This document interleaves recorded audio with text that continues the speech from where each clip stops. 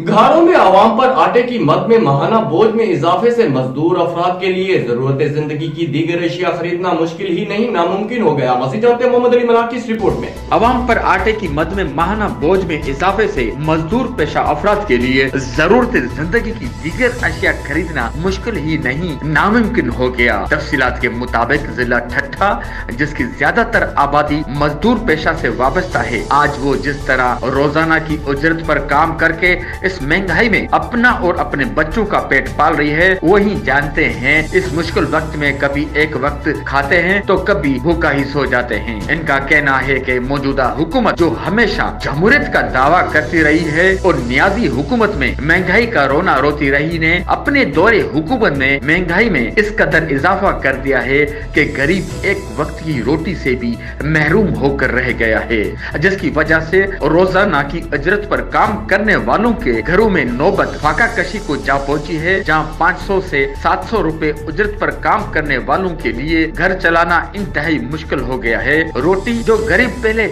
मिर्चू से या प्याज से लगाकर खा लिया करता था, आज वो इसकी खरीदारी से भी महरूम होकर रह गया है। इनका कहना था कि अगर महंगाई का सिलसिला इस तरह जारी रहा तो वो दिन दूर नहीं जब सब गरीब भूख से मर जाएंगे और सिंध हुकूमत जमहूरियत का राग अलापती रहेगी, जबकि सस्ते आटे के स्टॉल का झांसा देकर गरीबों को लंबी लंबी कतारों में लगा तो दिया है, मगर वहाँ भी आटा दस्तयाब नहीं है। उन्होंने हुकूमत सिंध से मुतालबा किया है कि वो फौरी आटे की कीमत में कमी का ऐलान करे। कैमरामैन सफर समूह के साथ मोहम्मद अली मल्ला, राज न्यूज, घारो।